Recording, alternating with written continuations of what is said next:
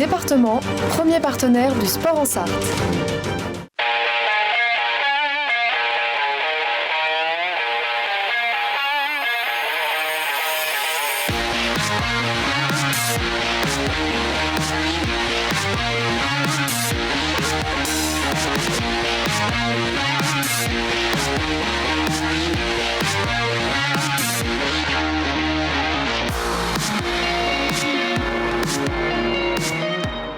Bonsoir à toutes et à tous et bienvenue dans 72 Sports sur LMTV Sarthe, votre émission de sport hebdomadaire. Une émission exceptionnelle puisque ce soir nous recevrons le nouvel entraîneur du Mans FC, Réginald Ray. Une émission exceptionnelle, voici le sommaire. La Jalte qui n'avance plus, 4e défaite consécutive pour les Manceaux qui se sont inclinés sur leur parquet devant Vanves. Les Jaltais au bord de la zone rouge, nous en reparlerons avec le correspondant Maine Libre Stéphane Cureau. Dans le reste de l'actualité, notamment les championnats départementaux de cross-court avec les victoires de Patrice Legal et Louison Cureau. À noter aussi la victoire importante de l'Entente Sarthe Handball Pays du Mans en pré-national. Ce soir dans 72 Sports, l'événement à ne pas manquer, Réginald Ray nous fera l'honneur d'être avec nous, le nouvel entraîneur du Mans FC avec qui nous évoquerons son retour aux commandes de l'équipe, les objectifs de fin de saison et vous le verrez, des images de l'ancien avant-centre du Mans que nous sommes allés chercher dans nos archives. Et enfin, c'est une annonce tonitruante. Renault a entériné le 24 novembre la mise en vente du stade Pierre-Pifot, l'antre historique du COP. Nous recevrons le président de la section rugby, Urbain Demain, pour évoquer la situation. Je ne vous ai pas menti, programme riche et intense. 72 Sports commence tout de suite avec l'info à la une.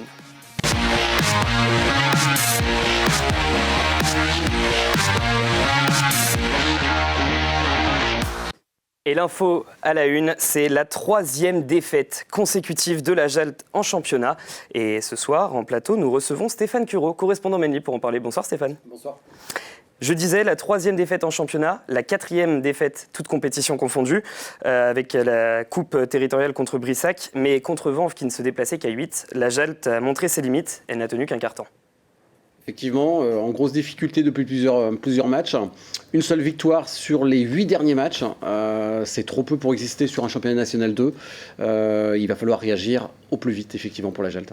Et alors, qu'est-ce qui leur a manqué aux Jaltais pour essayer de pouvoir concurrencer Vanves ? Je vais être un petit peu sévère, peut-être je dirais beaucoup de choses. Manque d'adresse, donc sans adresse au basket, vous n'existez pas.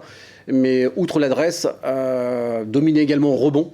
Défensif, offensif, il n'y avait rien qui fonctionnait pour la Jalte samedi. La semaine dernière contre Brissac, la Jalte s'est procuré beaucoup d'occasions de tir et c'est l'adresse qui fuyait. Est-ce que c'était le cas également contre Vanves ce week-end ? Oui, c'est le cas, mais l'adresse peut être liée à la confiance aussi. Les joueurs traversent une période difficile, ne sont pas en confiance. Donc effectivement, l'adresse est un facteur clé pour le basket. Alors on parle beaucoup de cette adresse. Je vous propose qu'on écoute tout de suite Philippe Valéjo, l'entraîneur de la Jalte, au micro d'Amoun Chamsoudine. On espérait le maintien au milieu du tableau. Là, on commence à voir des zones rouges arriver. Mais bon, on va pas réinventer le basket, on va essayer de continuer à travailler. C'est pas faute de parler avec eux, c'est pas faute d'essayer de trouver des solutions, mais c'est du sport aussi, hein. Il y a des jours où on est moins bon que d'autres. Mais on va travailler pour essayer d'améliorer la situation, en sachant qu'on avait une très belle salle, la salle était pleine, à craquer, ça c'est bien. Malheureusement, le spectacle a été fait par l'équipe de Vanves. Encore une fois, c'est une belle équipe. Nous, on n'a pas ces moyens-là en ce moment. J'espère qu'on va se reprendre assez vite. Alors il s'agissait du président, Christophe Coursier. Qu'est-ce que vous pensez de ce qu'il vient de dire ? Oui, je pense que comme les joueurs, le président doit douter de la période qu'il traverse. Les joueurs travaillent bien, manifestement, d'après ce que dit le coach par intérim Philippe Valéjo, mais peut-être que le problème est ailleurs. Le problème est ailleurs. On sait que Quentin Wadou, qui est le coach titulaire, n'est plus là, il est en arrêt de travail. Racontez-nous cette situation autour de la Jalte. Alors Quentin Wadou a coaché son dernier match le 15 octobre, donc ça va faire plus de 2 mois. Quasiment 2 mois. C'est lui qui a effectué le recrutement. Il a choisi ses joueurs et il est plus sur le bord de la touche. Moi, je pense qu'effectivement, le fait que Quentin Wadou ne soit plus sur le banc de touche, il est en arrêt maladie actuellement, pour visiblement des désaccords avec la présidence. Donc effectivement, ces désaccords ont certainement un impact sur le jeu des Jaltais. C'est une situation qui est amenée à évoluer. En tout cas, il va falloir que la Jalte se positionne ? Alors, je crois que, comme me l'a précisé samedi le président Coursier, tant que Quentin Vadou est en arrêt maladie, il ne se passera rien. Ça risque d'évoluer en début d'année 2023.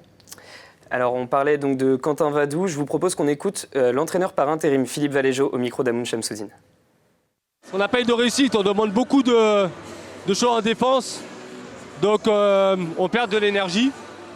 Et en plus de ça, on n'a pas de réussite en attaque. Donc, ce qui fait que ça devient très compliqué. Le basket, c'est un sport d'adresse. Si tu n'en as pas, c'est compliqué.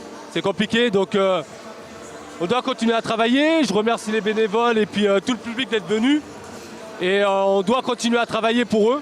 Il y a une crispation qui est là, qui est palpable. Avec les défaites, forcément, la confiance aussi, on la perd dans le jeu. Donc, on doit continuer à travailler ensemble. On savait que la saison allait être compliquée. On a des joueurs qui ne sont pas à 100%. Mais ce n'est pas une excuse et on continue à travailler. Dans les explications, ce qui peut manquer, on a vu Tom Foucault qui a porté la Jalt avec 18 points. Est-ce que ce type de joueurs, des joueurs d'expérience, c'est ce qui peut manquer à la Jalt dans son effectif ? J'aurais tendance à dire non, parce que, outre Tom Foucault, vous avez comme le meneur américain, Jason Beckman, qui est quand même un cadre de l'équipe. Vous avez Paul Coursier, qui a fréquenté aussi la N1 il y a 2 saisons. Donc je pense que les cadres sont là. On a Moustapha Diop, qui a une grosse expérience aussi en N2 à l'intérieur. Donc pour moi, les cadres sont là. D'ailleurs, ils ont commencé par 2 victoires le championnat. Ils produisaient du beau jeu. Donc je pense que la qualité de l'effectif est là. Maintenant, il faut trouver une solution pour tous les problèmes inhérents peut-être au basket pour que les joueurs puissent se libérer et produire de beaux spectacles. Philippe Valéjo nous parlait tout à l'heure de crispation. On a eu beaucoup de frustration également ce week-end.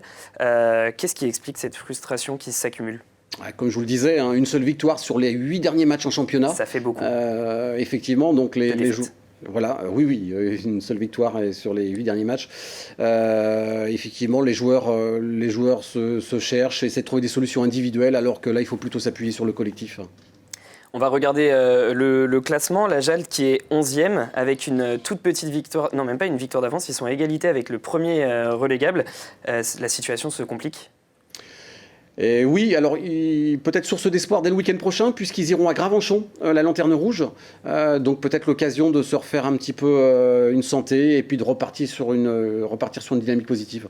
Justement, c'est un match qui va compter, qui est peut-être primordial et peut-être un tournant dans la saison. Alors je pense qu'il y aura de la pression, effectivement, puisque Gravenchon n'est pas sans ignorer les problèmes que la Jalt traverse. Donc ça sera un véritable match avec une grosse pression pour les 2 équipes. Le basket sartois qui ne se porte pas très bien, on va maintenant parler en National 3 puisque c'est très compliqué aussi pour Saint-Pavin. Et encore c'est un euphémisme puisque les Manceaux sont derniers de leur poule après leur 11e défaite consécutive. Comment est-ce qu'on peut l'expliquer ? Alors ils ont perdu, la Jalt c'est pas comparable, la Jalt Saint-Pavin n'est pas comparable à la Jalt, c'est un club où il n'y a pas de moyens financiers, ils font avec les moyens du bord. Ils ont perdu 2 bons joueurs l'année dernière, Moukid Kouadio et Ismaël Guérard. Ils n'ont pas pu remplacer ces joueurs avec des joueurs aussi talentueux, donc ce qui fait qu'ils sont en difficulté dès le début de saison et maintenant les têtes sont touchées, beaucoup de frustration. Et il ne se déplaçait qu'à 8 également ce week-end, donc une situation aussi compliquée sur les blessures. Voilà, c'est ça, blessure. Et puis en termes de motivation, forcément, les joueurs ont des situations professionnelles à côté, donc ils font peut-être plus les efforts nécessaires pour le basket. Ça va être une saison un petit peu galère pour les Pavinois. Et quel espoir, à votre avis, quels sont les objectifs, ou en tout cas, qu'est-ce qu'on peut espérer pour Saint-Pavin ? Comme le dit le coach Romain Cholet, je pense il va falloir travailler sur la saison prochaine, puisque là, il ne va pas y avoir de miracle, ils vont descendre en régional. Donc je pense qu'il faut déjà travailler sur l'année prochaine et puis essayer de mettre le projet de l'an prochain au cœur de la saison. La semaine prochaine, c'est un match très important pour eux puisqu'ils reçoivent Paris Basket, qui est une équipe qui est juste devant eux. C'est l'occasion quand même pour eux de lancer leur saison. Peut-être enclencher une première victoire. Il n'y en aura pas beaucoup cette saison, donc il ne faut pas manquer les occasions. Mais effectivement, oui, il faut essayer de saisir le coup dès le week-end prochain. Merci beaucoup Stéphane. Vous restez avec nous. On va parler de cross juste après la pub. Vous aussi restez avec nous, chers téléspectateurs. On va donc évoquer les championnats départementaux de cross. À tout de suite.